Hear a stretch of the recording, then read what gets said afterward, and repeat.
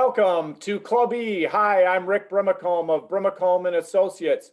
I am your architect of business growth and will work with you to unlock your potential and amplify the scale of your company. Today, we're talking about Black Friday, Cyber Monday, and an e-commerce recap. First, I want to thank our sponsors, Irish Titan, an e-commerce and web development firm, Highland Bank, locally owned community bank, Romaine Berg, a digital marketing agency. Also, before we get going, hit the subscribe and like button for our Club E channel. We need your help and allow us to serve up better content to you, as well as let you know when we are going live. Also, you can now catch the Club E content on your favorite podcast platform, Apple, Google, Spotify, Stitcher, and many others. And one last announcement, we are in the holiday season. So speaking of e-commerce, I'd like to tell you a little bit about a Brimacombe Capital portfolio company, the Celtic Croft, www.kilts-n-stuff.com, kiltsandstuff.com with dashes in there. They are all things tartan culture, very apropos today for our conversation with Darin Lynch of Irish Titan. Again, they be selling Celtic wear, kilts, jewelry, and home furnishings. And if you're an Outlander fan, the Celtic Croft is the only holder of Outlander tartans in the United States. 15% off through December 22nd. Promo code Clubby Holiday 15. Again, promo code Clubby Holiday 15. With that, I would like to introduce today's guest, Darin Lynch. Welcome, Darin. Thanks, Rick. Hi, everybody. And Darin has spoken in the past, so very happy to have you back. Very happy to be talking about today's conversation, given all that's going on. Darin's content and contact info will be in the comments field. Before we get into the meat of our conversation, Darin, tell us a little bit about yourself, your background, the firm, and the various things that you're up to. Sure. So again, thanks for having me on. Appreciate the conversation. I am Darin Lynch. I'm the founder and CEO of Irish Titan. We're an e-commerce agency right here in Minneapolis. We've been in business since 2004. What we do is we build and grow our merchants' e-commerce channels. So we build their websites. We work with our merchants on attracting more traffic, so attracting, converting, retaining those customers. So that's what we do. We do it in a way that's focused on business first, online second. That's our why, to use Simon Sinek speak. And then also we do all of that work with just our Titans. So our roughly 30 Titans here in Minneapolis. I point outside of our office, even though we don't have too many people coming in the office right now, but we do all that work with our Titans here in Minneapolis. We don't use any contractors, freelancers, or offshore resources. And so those are some of the things that make Irish Titan what we are. We've been busy this year. I think as we'll get into it here, e-commerce has had a big year because of unfortunate reasons with COVID. So we've been up to quite a bit this year. In fact, we've grown this year pretty significantly. So I'm grateful for that. We've hired some more Titans this year, which is always fun. It's something I'm proud of, to create jobs and be paying people and taking care of families. So that's a quick recap of what we're doing and what we're up to. Absolutely. And you feel as strong about your why as you can because you've actually trademarked it. Correct. Yeah. So we could do a whole conversation around start with why and business first, online second, and branding philosophies and that sort of stuff, because those are some parts of our business that I do feel very, very strongly about. I uttered over a few pints back in 2011 this concept of business first, online second, when a few of our Titans and myself were talking about a project we were trying to figure out how to get it going a little bit better. And that's when I realized that we had something special. And I read Start With Why and met Simon Sinek a few months after that, actually, and I'd already started the trademarking process. So that's been our why since 2011. Business first, online second. It's trademarked and framed and hanging up by our door. While we're talking Simon Sinek real quickly, I'll just make this part brief. Our how is partnerships, not transactions. So we want to engage with our clients in a way that's a little bit more meaningful, a little bit more partnership based. And then our what has evolved over time, which is one of Simon's principles, that your what can evolve over time. And so now it's that we build and grow e-commerce channels. When we started with our golden circle, what at that time I think was e-commerce and complex websites with a focus on user experience. So that's evolved over time. And a couple of things, culture, which I know you've talked on in many different places. Just real briefly, talk a little bit about how you've held your culture together during the COVID time. Yeah, I think that having our culture really well defined has helped us navigate this unfortunate, wacky year. So we defined our golden circle. So when people ask me what our culture is, I say that there are three legs to our stool. One is our golden circle, which we just talked about: business first, online second, partnerships, not transactions, and then building and growing e-commerce channels. Our cultural values are POTUS, which is not a political statement, stands for passion, ownership, teamwork, impact, and skills. And we have supporting phrases for each of those. Our golden circle has been in place since 2011, and POTUS as a collection of attributes has been in place since I think 2012. And then we really started to realize around that same time that the third leg of our stool is so unique, and that's our Titan only model, with using only Titans, not resources or not freelancers, contractors, or offshore resources. So the combination of those three legs to our cultural stool here has, I think, given us that anchor to make sure we're taking care of each other, that we're still expecting those demonstrations of passion or ownership, choose whichever one, whether you're in the office or working from home. The people that we've hired over the course of this year, we've still expected them to demonstrate that as we bring them on after talking through it in the interview process, because onboarding people in a remote world is different than onboarding them when we're all here in the office. So I think that the structure and definition that we have around our culture has been a big part of how we've navigated this and take care of each other and maintain morale, and try to cope with a year that is hard to cope with. You can't really, if you don't like something, just wait, because it's going to change with the way 2020 goes. Yeah. And then before we get into the meat of our conversation, when I think of Irish Titan, I actually do think of complex websites. You actually use that word about some of your earlier thinking and marketing. Talk a little bit about Irish Titan and how it relates to complex websites and how you folks are uniquely positioned to tackle those. Yeah. So there was a reason our original why included complex websites, or excuse me, our original what in our golden circle included complex websites, because I started Irish Titan with a vision for e-commerce focus. I was coming out of a lot of e-commerce work. I'm a dinosaur by e-commerce standards, because my first e-commerce project was for Office Max way back in 1998. Can't believe that.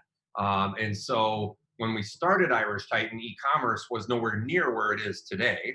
And plus, we're not located in New York City or LA or any of the big, giant metro areas where a lot of e-commerce companies at that time were headquartered. So I had to appeal to a broader mix. And so it was intentional in its inclusion in our what back then. We still do a lot of non-e-commerce work. And so complex websites would be the way that we do describe that. So what we mean by that is that we work, if someone needs a simple 1, 2, 3 page kind of website that they could do on Wix, for example, or maybe on WordPress with one person doing the design and the development, that's typically not a good fit for us. And I say that with no disrespect, because we started with that own need for ourselves. But those are typically not good fits for us. Our team here consists of project management surrounding strategy, creative, and engineering. So we have 3 stacks of disciplines surrounded by project management. Our best work and the clients who are the best fit for us are when all of those teams can work together, so that we have a strategist working with the merchant or the client on what they're trying to accomplish online. We have a creative working with the client on who they're trying to attract, the personas and journeys. And then we have developers, front end and back end, bringing that to life online, maybe integrating that site with an ERP, or building a Drupal site that's really complex with a lot of content and needs to attract a lot of traffic. So Those are some of the non-e-commerce sorts of things that we do when complex websites are still a fit and a big part of our business and a big part of our strategy. Yeah. So, and then take that complexity layered across e-commerce, and that will lead us into our conversation here today. So, you mentioned it earlier, COVID. How has COVID affected e-commerce this year, and what are some of the interesting trends that are happening in e-commerce right now? Well, probably to nobody's surprise who's listening to this, e-commerce has exploded this year. And so I'll be referencing a lot of stats in our conversation. A lot of them are either from our own experience or from companies like Digital Commerce 360, which used to be Internet Retailer, Adobe, Salesforce, Shipper HQ, and Klaviyo have all released great case studies and infographics with a lot of great data. And so I'll start with a couple of stats that I think best summarize the explosion in e-commerce this year. So the amount of e-commerce adoption in the 3 months ending in August equaled the same amount of adoption in the preceding 10 years. So what I mean by that is the number of people, so not necessarily dollar volume, but the number of people using e-commerce grew in those 3 months ending in August the same amount that it did the preceding 10 years. And then as a measure of how well e-commerce is penetrating retail sales, the e-commerce experienced 10 years of growth in the 8 weeks in the summer. So it's just exploded this year. Additionally, there's been a complete reversal in consumers' preferred engagement. A year ago, it was 60% offline and 40% online. And this was measured in October. This year, it was completely reversed, where 60% actually prefer online and 40% are preferring offline in store, even if they're, whether or not they're able to, right, because of shutdowns. So those are a lot of the stats that are experiencing, that are explaining all of that growth. I think that a number of trends have emerged. One that I think is the most notable, and I think we've all either experienced ourselves through the online experience or driving by store and seeing it, is the buy online, pick up in store, or curbside pickup. That is the single biggest thing that's experienced rapid growth this year. It was not that big of a e-commerce practice a year ago. It was talked about a lot. So being in the industry for a long time now, there are themes that get talked about that take a few years to become more truly adopted. Sometimes they're aspirational before they become adopted. So for example, personalization would be one. Personalization's been talked about for a long time. It really wasn't until a year or two ago that more retailers started to use it. Buy online, pick up in store, or BOPIS, has been discussed a lot for the last couple of years and clearly exploded this year because of the need for it. So that's one interesting trend that's happened a lot right now. I think something else that caught my eye is brand loyalty has decreased this year. And I think that's because we're all shopping online when we're wearing our sweats and watching the Steelers. I'm a Steelers fan. And so you go online and you maybe go to the store that you like and they don't have the product that you would prefer. Some other store has it. And brand loyalty online is not as strong as when you go to a store. You take the time to drive to a bricks and mortar store. There's more brand loyalty that you're demonstrating by taking that very act. So that's been another interesting trend this year that I didn't expect. BOPIS was a trend that I think we all knew was going to happen when everything started to unfold in March. The decrease in brand loyalty was something that I really didn't hear anybody talking about until we started to see the metrics. Lots of changes. And Brimacombe Capital portfolio, I have for a long time been skewed towards e-commerce, online, SaaS, digital businesses. Talk a little bit about which industries have benefited during this time period and which industries have suffered. One of my investments is in a time tracking and billing software company. People start working at home. You got to track their hours. You got to figure out how to bill. So there's some definite tailwinds for some of these industries and some other ones that are struggling. So talk a little bit about some of the winners and losers. Yeah, so I think the list of losers is shorter than the list of winners, quite honestly.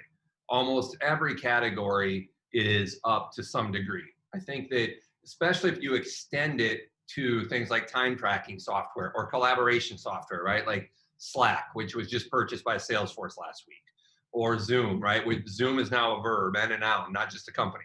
And so there are all of those sorts of tools that are necessary for people to collaborate or work from home. There's definite rising tide for them. I think from a pure e-com perspective, I think that the category that has emerged as a new master category is referred to as new essentials.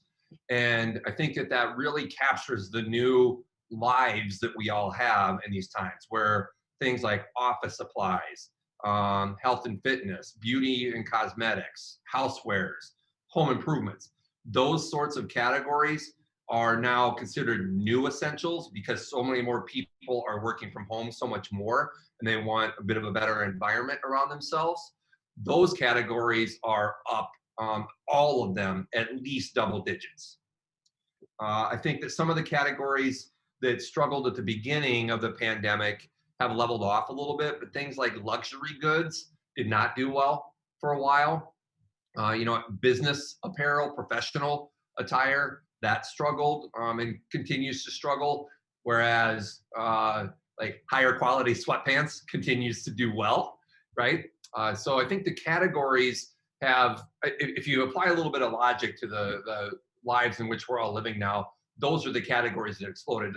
We all know that the sin categories exploded too, right? Food and beverage, particularly alcohol, some of the other online sin categories all exploded in the early part of the pandemic and are still doing really well. I think that if we step aside from categories, though, to look at it from a different perspective, one of the I guess subsets that has unfortunately not done well is small business online, because I think small business, if the retailer was not already online, have struggled. And so there was a stat that I saw that, depending on how you measure the numbers, 50 to 75% of people shop at either a mix of small and large retailer. And in this poll, large meant Best Buy, Target, Walmart, et cetera, like Giant. So 50 to 75% shop at either small or at a combination of small and large, or just large. Only 5% of the respondents to this survey, and I think this was a Salesforce survey, only 5%, it was 5.8, I remember it, shop specifically only at small. So Small Business Saturday, which was November 28th, I haven't seen any stats around that yet, that probably took a giant hit. So I think that those brick and mortar only small retailers have probably struggled this year, which doesn't surprise us. There was a lot of enthusiasm for trying to support Main Street, but I think that that's a vertical and a subset that has probably had an unfortunate year. Speaking of small business struggling, let's talk a little bit about Amazon. How has Amazon been affected by COVID? And how will Amazon affect some of these other merchants, whether they're big or small, both now and in the post-COVID era? Yeah, so I think that some of how Amazon's been affected will surprise people, because Amazon's percentage of online sales spiked in Q1, which won't surprise anybody, right? When all of the pandemic started to unfold, we all started to work from home. We started to buy everything we thought we could because we thought the zombie apocalypse was coming. And so Amazon peaked, I think, at 26% of all online retail sales were going through Amazon. That has actually come down each quarter since then, even though e-commerce has been growing. Now, don't get me wrong, Amazon's not struggling. They're not going to be eating government cheese anytime soon. But I think that other retailers have grown and invested more in their e-commerce channels. And I think that on our behalf as consumers, I think there's been enthusiasm for trying to support brands and retailers themselves. and not just the marketplaces, whether it's Amazon or Walmart or Target or Best Buy. Nothing against any of those firms. They get plenty of business and they have jobs too. But I think there's been some grassroots enthusiasm for trying to support other retailers as well.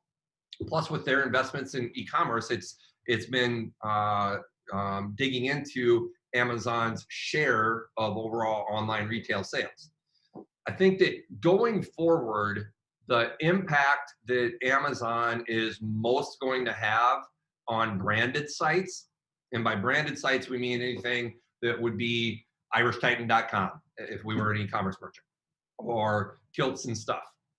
So these branded sites have long been challenged by Amazon's Prime membership, free shipping, all of the executional, transactional excellence that Amazon has.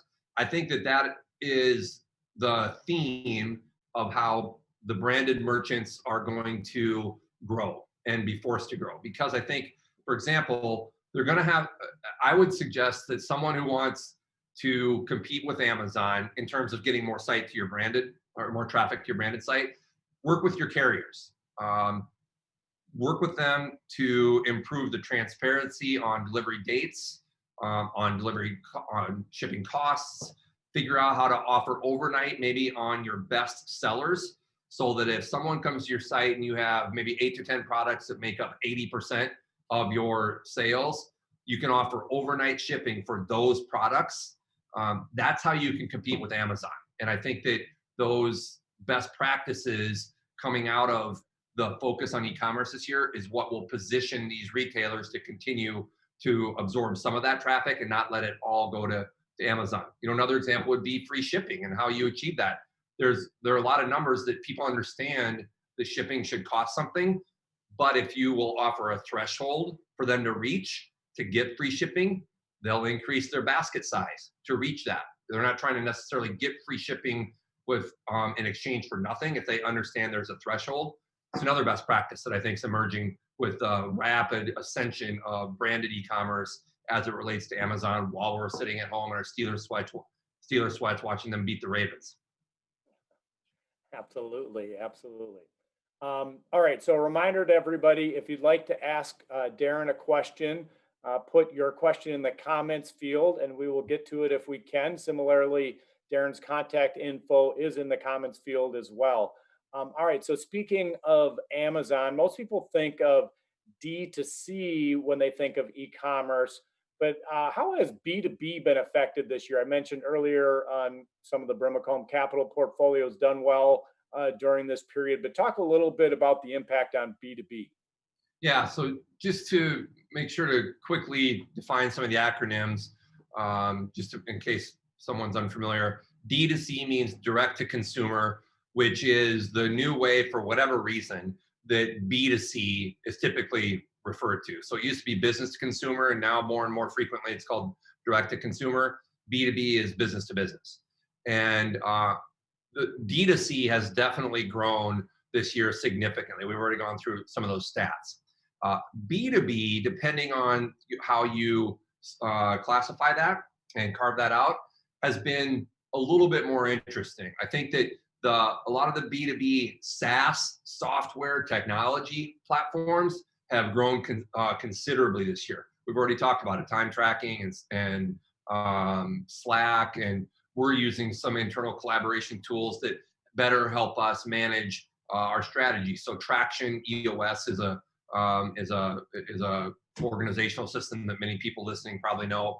There's a tool called 90, Ninety, like the number 90.io that we're using. And I think that tools like that are rapidly growing. I think that what's been interesting is the manufacturing side of B2B has been a little bit more mixed. I know that we're not going to get into, at least not in depth, the economic policy and economic predictions and those sorts of things, but there's been a lot of talk, about a K-shaped recovery and how legitimate the recovery is. Like the jobs report last week was pretty disappointing. Stock market's doing really well, but how's Main Street business doing, and all those sorts of conversations. I think that those themes have introduced some pause into a lot of the segments of B2B. I saw a manufacturing survey that came out about a month ago, maybe 2 months ago now. It was before the election and before a few other things like the vaccine announcements that have helped maybe, I think, calm some of the business community. But prior to the announcement of those two topics was when this survey came out. And in this survey, which was based on Minnesota manufacturers that had hundreds and hundreds of respondents, there was a higher concern for a recession in that survey than there was back in 2008, which was surprising. Now, again, in 2 months with vaccine and the election behind us, some nerves could have calmed. But I think that that's an example data point that has introduced some pause into some of the B2B decision making outside of SaaS software solutions, I think, because B2B has been a little bit more flat. And we do a significant amount of B2B. So we have some exposure to that. And some of this, I think I'm extrapolating into more of a macro theme. Okay. A reminder to everybody to hit the subscribe and like button. Again, you can ask your questions. Speaking of which, let's hop back to Amazon.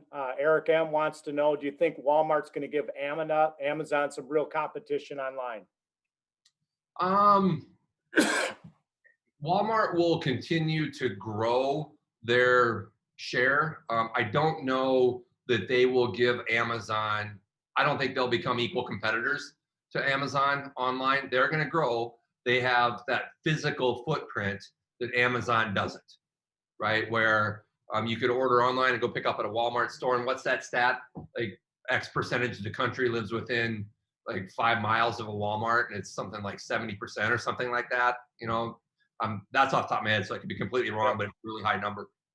So Walmart has, I think, a lot of infrastructure that it can leverage, and they're well regarded for how they've improved their technology excellence and those sorts of practices. I just think Amazon has a brand, has vision and leadership that is going to make it hard for Walmart to become an equal player. I'm a bit of a tech lash guy. I think that a number of the tech companies are too big. I think that they have some issues with maybe how they go to market versus what actually happens, and some of those sorts of issues, which I think if you read Scott Galloway and follow him, you know, I tend to agree with a lot of his philosophy on some of this stuff. But the one thing that Amazon deserves a ton of credit for is how they have sparked innovation and forced it. And I think that they do a lot of things I'm not a fan of, because they, I'm a firm believer that they use their data to compete against small merchants and some of those things. But they have sparked so much innovation in shipping and operations and returns and reviews and all of those sorts of things that I think that they have that brand and that thought leadership that's going to be hard for anybody to become an equal player. Yep. And you've touched on a bunch of changes, Darin. Which ones do you think are going to end up being more temporary, and which ones do you think are going to be more permanent? I think that most of the changes we're seeing are going to be largely permanent. So when you think about the adoption that's exploded, where I said those 3 months ending in August had the same amount as the 6 years I think it was prior to that, I think that that's not going in reverse. I think that people are going to continue to buy online. Couple of stats: 74% of those under 40 on this big DC 360 survey, and 26% of overall people that responded to the survey, respondents are going to continue to use buy online, pick up in store, curbside pickup, right? Those are giant numbers that are not reversing. And so that's an example of a trend that will continue. I think that the percentage of online sales is going to continue. I think that what will be interesting is to see those merchants that commit to a multi-channel strategy are the ones that will win. And that remains to be seen how much will continue versus go revert in this case. But I've talked about this before in some of the previous talks, the Club E in-person talks I've made, and I don't remember if on our Zooms this has come up or not, but people like to talk about how bricks and mortar and retail has collapsed over the last few years, and e-commerce has, just killed all these main street stores and killed all these retailers, which is actually not true. There were more stores, retail stores opened in 2018 than closed, but people didn't talk about that because Amazon and e-commerce was getting so much attention. Well, what's happened is those retailers, whether it's a Target or a mainstreet.com kind of store that have committed to multi-channel, are the ones that are succeeding. Where you can go in the store, if they don't have something, you can order it online, pick up in store. Those are the sorts of multi-channel investments that are paying off. And I think that that's an example, right, of where most of our habits that have emerged are going to continue. I think that people aren't going to realize, oh my God, I miss going to the store to pick up inkjet cartridges, right? Like nobody's going to do that. Those multi-channel experiences or the retail stores that invest in an experience are the ones that will regain foot traffic once things return to normal, hopefully in the spring and summer after vaccines and all that stuff, if it unfolds the right way. What I think also will change is something that we don't really talk about too much, and that's that retailers are just like us in the sense that they don't know what to predict right now. Like none of us know what decisions to make largely because we're operating in an environment where there's no data, or if there is data, it's changing all the time. And that's what contributes to some of the cultural discord, right? Where actual data is changing and it can give you confirmation bias for whatever you're looking for. That retailers struggle right now to plan what inventory do they need because they don't know what kind of demand they're going to get. They don't know exactly what sort of shipping timelines to commit to because they don't know what kind of traffic they're going to be getting, and they don't know about their competitors that are also shipping, how much they're going to be shipping. And so there's just this sea of unknown right now that I think is going to subside come spring and summer. That will then be behind us and people can plan their businesses with more certainty. So, kind of two thoughts. I'm going to combine them into one.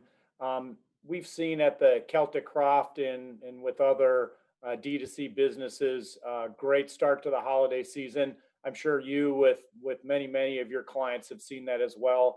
Why was the kickoff to the holiday season, the Black Friday, Cyber Monday, so strong? What was driving that? And then, what, if anything, can a merchant do at this point to help moving forward to continue to capitalize on the strong e-commerce trends? Yeah, so the simple sort of tongue-in-cheek answer for what's driving the strength of online here in the holiday season is COVID, right? That drove this explosion of e-commerce back in the spring and summer, and that's not going backwards. I think that people still want to, well, first of all, they still need to purchase things, those new essentials, if nothing else, that I discussed earlier. And if they're not going to be gathering as family units for Christmas or whatever holiday they might celebrate, they still want to buy gifts. And whether, it's, if you want to talk about it, it's just material, mass consumerism, or thoughtful gifts, people still want to do that. And so that's driving this online experience that we're all living through right now with the holiday performance. Additionally, excuse me, it's really switched this year from more of a to more of a Cyber Month than Cyber Monday, for example, right? Black Friday or Cyber Monday. BFCM is a big acronym in our space and broadly. And with Amazon Prime changing to 2 days this year, October 13th and 14th, that just sort of kicked off the whole season. And it started earlier, it's continuing to go longer, but it still had this giant spike. Black Friday this year was the second largest all-time day, online sales day. Thanksgiving Day was up 21% year over year compared to the Previous year, Black Friday was up almost 22%. Mobile blew up on those days, particularly Thanksgiving, while people were maybe laying on the couch recovering from all the food, ordering off their phone. That was up 45% compared to the year prior. So that has increased greatly this year because of COVID driving that behavior. And then I think in terms of what merchants might want to consider at this point in the year, it comes down to a couple of things. First of all, I would suggest if you can influence your legislature, suggest some shutdowns, which actually I'm not necessarily a fan of, but the point is that online sales, this was a great stat that I saw. Online sales are up 256% in markets with restriction compared to markets without restriction. 256%. So tongue in cheek, I'm suggesting if you can influence your legislature to suggest some shutdowns, you'll drive some online traffic if you're a merchant. But we already talked about shipping, which this year is starting to be referred to as Ship-ageddon. Make sure that you consider shipping a priority. You work with providers like ShipStation, Shipper HQ, some others of that ilk to ensure a good shipping experience on your site pre and post checkout. One thing to note, it's seeming to emerge that this Friday, December 11th, is going to be the last day for free fast shipping. And thereafter, if you want it by Christmas, you're going to have to start to pay more and more. So try to get your shopping done by this Friday, which I need to remember for myself. I think that in addition to the Ship-ageddon strategies, you want to improve your site experience because people's expectations of an e-commerce experience have increased over the course of the year. So make sure that you have compelling imagery, right? Like the photos that you have on your site make a giant difference. The copy you have for your product descriptions has tremendous impact. So make sure that you invest in those areas to improve your customers' experience. Make sure they can check out easily. Make sure your site search is good. Those things are the sort of investments you can make right now still and capitalize on. The shipping, there's not much time left, but work on that. You can change if you have an e-commerce store, anybody operating their e-commerce store right now knows they can go update copy and images today, right now, if they want. I think something to get in front of is your returns strategy. People haven't really been talking about that too much. They've been talking about buy online, pick up in store, and some of those trends that we're already experiencing firsthand. Well, what's going to happen after Christmas when you need to return or exchange a shirt that's the wrong size? So think about how you want to do that curbside returns or return online, pick up in store, ROPUS, right? So those are some things that I think a merchant can start getting in front of, particularly that returns and exchanges, because you're not going to have too much of that for another 6 weeks, 4 to 6 weeks. So you have some time to plan on that, but don't be caught flat-footed. So we talked about complex e-commerce sites being the strength of Irish Titan. Talk a little bit about some of the common e-commerce solutions, platforms, marketing, operations. Sure. So I think that I'll talk about some of the platforms that we use and some others that are just industry standard, most of which we use because we've been in e-commerce for a long time and have a lot of deep relationships. But Magento, Shopify, and BigCommerce are three well-known e-commerce platforms. They each have different strengths and opportunities, right? But every merchant is going to know those three names. NetSuite is another commonly known software solution that they do a lot of radio advertising. I see a lot of paid advertising for them online. They have an ERP system. They also have an e-commerce solution. Salesforce, everybody knows Salesforce. They started as CRM. They've acquired solutions along the way, including some e-commerce solutions. So Salesforce also provides e-commerce. On the smaller side of e-commerce complexity, things like WooCommerce. WooCommerce plugs into WordPress, and people know WordPress very well. It's very, very commonly known. It's a great platform for content-rich sites, blog sites, etc. And WooCommerce is an e-commerce solution that will plug into WordPress. Wix, that a lot of people have heard advertisements for and seen advertisements for, is a website builder. Has very, very rudimentary e-commerce capabilities, but that can be a place to start. I think there's a big bucket that I just generally lump together: marketing and customer experience. Drip, so some local love for a technology company here in town. Drip, they're a good solution. Yotpo, they handle reviews, great solution there. Annex Cloud is a big loyalty platform, which I think is really valuable and something that people can be considering. We'll probably talk about that a little bit. eMarsis and Digital are marketing platforms. So is Tavio. Attentive is a text-based marketing solution. And then the list keeps going on marketing. Klavu, Nosto, Bolt. These are all e-commerce technology platforms. On the payment side, PayPal, everybody knows PayPal. That's tightly integrated with all the e-commerce platforms. If you go to a website and they don't offer PayPal, that's their choice. But rest assured, all of the e-commerce platforms integrate with that. Sezzle, another local company we should give some love to here in Minneapolis. They provide payment installs or installed payments. Operationally, there are things like Bright Pearl, ShipStation, and Shipper HQ I just mentioned. Taxes, everybody loves taxes, right? Avalara, TaxJar, Vertex are good solutions there. So lots of technology providers that plug into these e-commerce platforms to help you sleep at night so you're not worrying about those sorts of activities and responsibilities. All right, reminder for everybody, put your questions in the comment field. We'll get to those if we can. Similarly, hit the subscribe button so you can be notified when we're doing other events in the future. Okay, kind of two sides to the same coin. We mentioned a little bit about the smaller businesses and maybe being a little bit behind. For a business that does not have e-commerce right now, where should they start? Opposite side of that coin, for somebody who does have e-commerce, what should they do to grow it? So if someone doesn't have e-commerce right now, first of all, shame on you, because even if you start with a very, very simple site with 3 products, for example, you should be there already, quite honestly. If you're at that point, though, where you don't yet have an e-commerce channel, the place to start is with a couple of topics, I guess. First, understand your customers, right? What is it your customers want to buy from you? What are they expecting when they come to your site?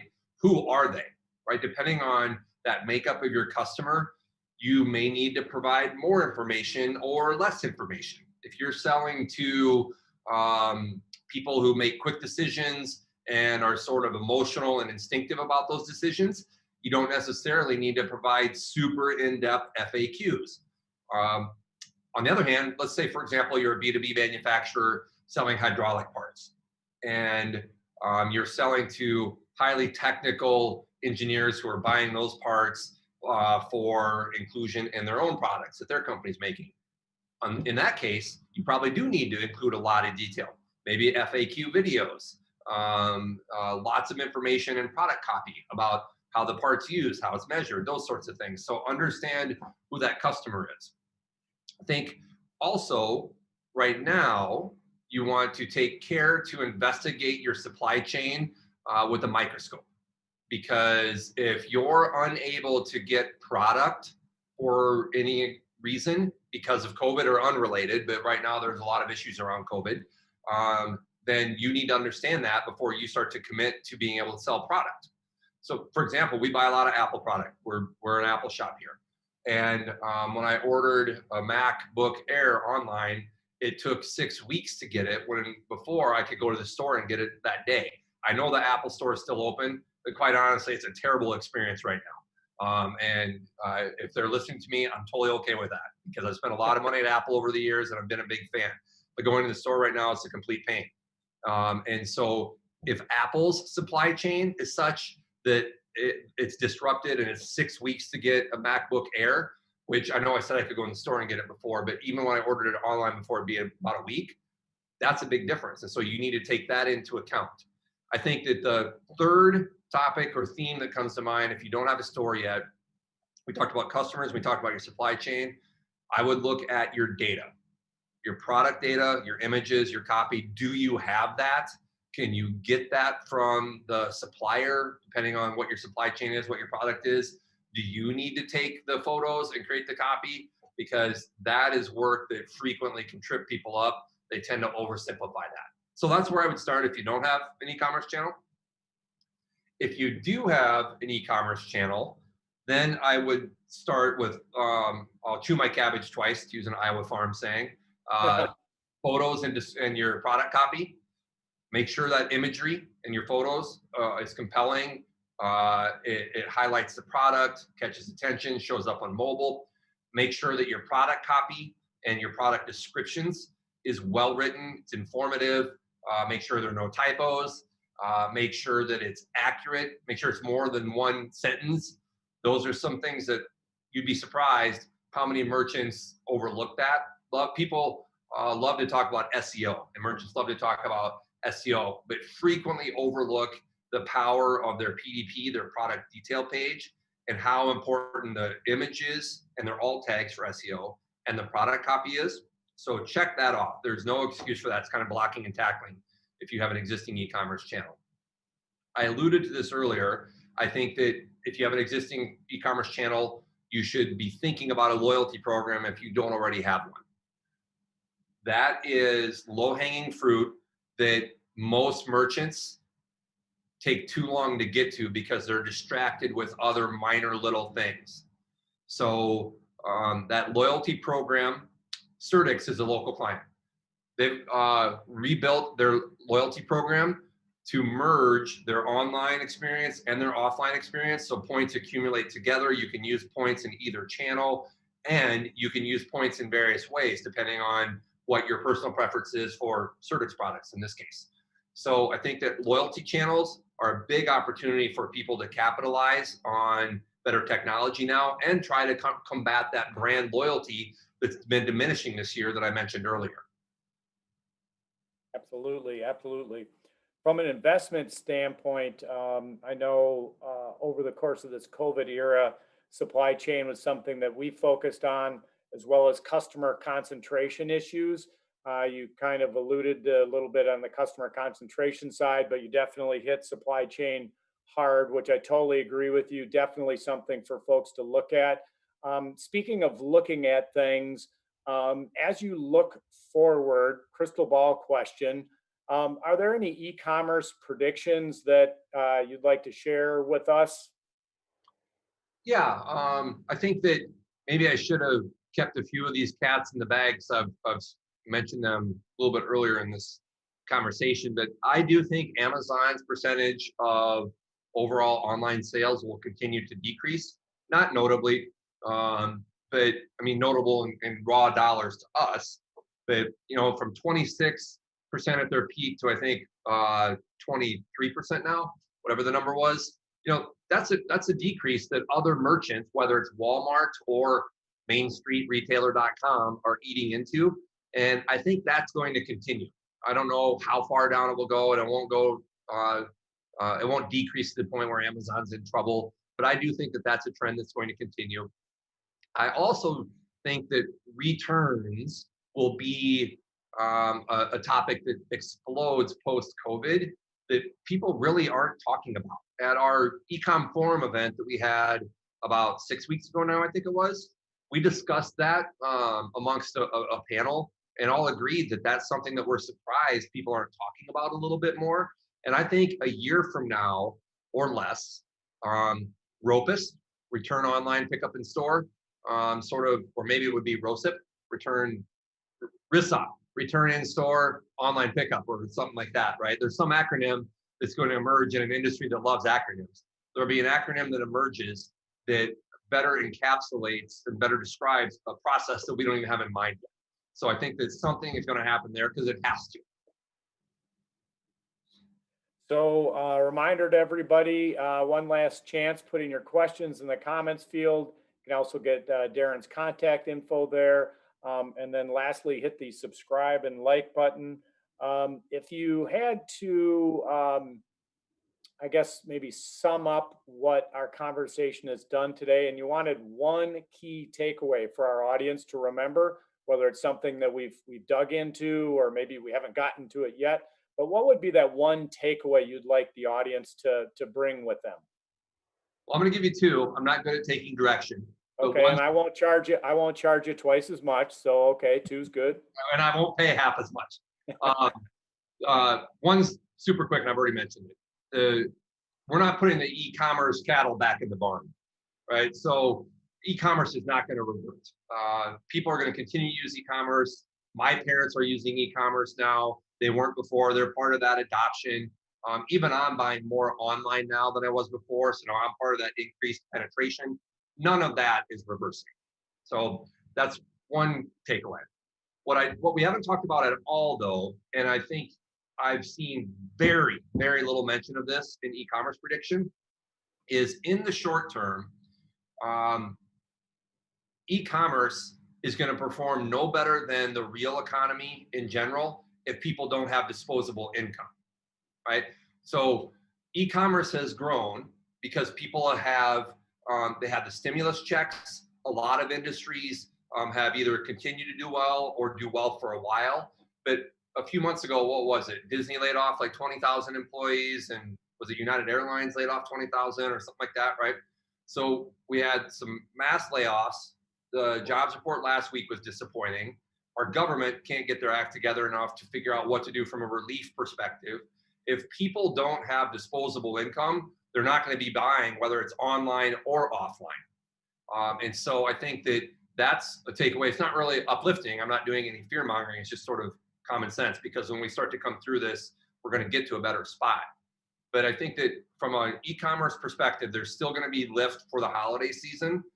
But thereafter, depending on how long the economy stays where it is, how long we don't provide relief to some industries that are devastated, some of those sorts of just economic policy uh, um, uh, topics and consequences, then neither e-commerce nor other industries are going to have lift. All right. So I know that that you grew up on a farm. I know that you like to take some of the truisms from that period. And I know that you've quoted your father in a couple of times, some of which maybe we don't want to quote here on the air. But if you had a lesson that has stuck with you all these years from the farm or from your dad or for your mom, from that matter. I know you've quoted your dad a couple times. What would that be, assuming that's something that we can share to a family friendly audience? Well, my dad in particular does have quite a few that I cannot say. I don't think it's a surprise to people that farmers can swear, but dad is well known locally for his gift at profanity. Um, I think that I did learn a lot from both my parents. They're both hardworking and both good with people, but my mom in particular was good with people. She was a teacher. My dad in particular was hardworking. Family farm, he started from scratch. A lot of farms are generational, and he started from scratch and built it. So I have a lot of respect for both of them. But on that topic, for how he built it, I think my dad would roll his eyes at this, but when I was younger and not behaving very well, he would say, "Do as I say, not as I do." And then I would say back to him, "Well, practice what you preach." And if he would say, "Practice what I preach," I'd say, "Well, do as you say, not as you do." Right. So I would just use the two sayings against him. I think that the one thing that my dad said one time in passing, actually, I'm going to, one lesson and one saying was, hard work is good for the soul. And so I'm sure my daughters are sick to death of me saying that every time I ask them to do something they don't want. That's my answer. But my dad also offered me, made a bet with me when I was 16. And I've done the same thing with both my daughters now. So we were out baling hay and stopped for a water break. And my dad said, "Darin, when you turn 21, if you haven't smoked a cigarette, I'll give you $500. And if you lie, that's on your goddamn head, because I'm not going to be with you every night between now and then. But if you want to take this bet, you have to take it right now." And I hadn't smoked a cigarette by that point, and I can be pretty stubborn. So I said, "I'll take that bet, Dad." And I never did, and still haven't smoked a cigarette. I'm not trying to claim that I'm an angel, but I'm just saying I never smoked a cigarette, and it was because of that bet with my dad. And so I've made that same bet with both my daughters. And that's something that I think was a really valuable lesson that I learned from him, or more of an approach maybe on a lesson to teach. All right. Well, maybe next time we can do a show just about truisms as sayings and bets that you did with your dad and interactions with your mom. Thanks, Darin, for joining us today. You've been a wonderful guest. Also, looking backward, you've been with us many, many times. Look forward to talking to you again, maybe shortly after the new year, and we can do a little debrief on what transpired over the holiday season. That'd be great. Thanks for having me. And before we sign off, I wore my green velvet coat, assuming you were going to be wearing your red velvet coat. Well, very good. I did put on the red shirt. I have been wearing some red shirts and going kind of easing into that red coat. So tell you what, I'll get it out and I'll use it some here in the next couple of sessions. But yep, I hear you. All right. I hate for my green velvet coat to feel lonely right now.